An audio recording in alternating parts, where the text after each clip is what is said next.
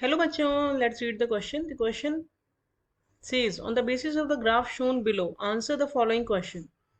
So here the graph between potential energy and reaction coordinate is given, where H2 and I2 are reacting together to give 2Hi, and the energy is rising till the activated complex and then it is going down. Here the assertion is given as final enthalpy of the reaction depends upon the nature of the reactants and products, and reason is given as some energy is released when the complex intermediate decomposes to form the products. So option A says both A and R are correct and R is the correct explanation of A. Option B says both A and R are correct and R is not the correct explanation of A. Option C says A is correct and R is incorrect, and option D says R is correct and A is incorrect. So first of all, let us check the key concept of the question. The key concept of this question is, what is enthalpy of reaction? Enthalpy of reaction is the difference between the energy of reactants and product.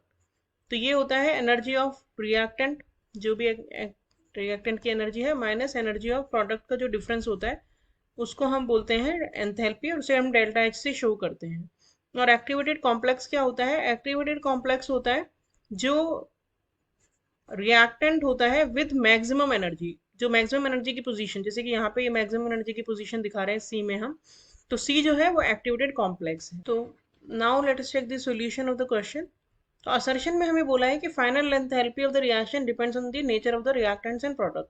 तो ये एकदम correct statement है, क्योंकि जो enthalpy होती है वो हमेशा nature of product of reactant पर डिपेंड करती है. Nature means it depends on the physical state of reactants and products. अगर जो रिएक्टेंट प्रोडक्ट है वो गैसियस स्टेट में है तो एंथैल्पी अलग होगी, और अगर वो सॉलिड स्टेट में है तो उस वाले केस में एंथैल्पी ऑफ रिएक्शन डिफरेंट होगी. तो उस वाले केस में एंथैल्पी ऑफ रिएक्शन डिफरेंट होगी. तो असर्शन हमारा ट्रू हो गया. रीजन में हमें दिया है कि some energy is release when complex is broken down into product. तो ये जो हमारा एनर्जी प्रोफाइल डायग्राम दिया है, यहाँ पे हम देख सकते हैं कि ये रिएक्टेंट था हमारा ए. सपोज यहाँ से एक्टिवेटेड कॉम्प्लेक्स दिया गया तो उसके लिए एनर्जी अब्सॉर्ब करनी पड़ी. यहाँ पे एनर्जी दिखाएंगे और यहाँ पे रिएक्शन कोऑर्डिनेट. तो ए से जब हम एक्टिवेटेड कॉम्प्लेक्स यानी सी की तरफ जा रहे हैं तो एनर्जी अब्सॉर्ब हो रही है. सी जो है वो मैक्सिमम एनर्जी की स्टेट है. जब सी से आप कभी भी प्रोडक्ट की तरफ जाओगे तो एनर्जी जो है हमेशा रिलीज ही होगी, क्योंकि जो सी होता है एक्टिवेटेड कॉम्प्लेक्स वो हाईएस्ट एनर्जी स्टेट होती है. तो हाईएस्ट एनर्जी स्टेट जो है वो स्टेबिलिटी गेन करने के लिए एनर्जी रिलीज करेगी और प्रोडक्ट में कन्वर्ट हो जाएगी. तो इसीलिए जब कॉम्प्लेक्स जो है प्रोडक्ट में कन्वर्ट होता है तो उस टाइम पे हमेशा एनर्जी रिलीज होती है. तो this is showing release of energy. तो यानी कि स्टेटमेंट जो हमारा सेकेंड है, असर रीजन में जो हमें स्टेटमेंट दिया है वो भी करेक्ट है और असर्शन भी करेक्ट है, लेकिन रीजन जो है वो एक्सप्लेनेशन नहीं है असर्शन का.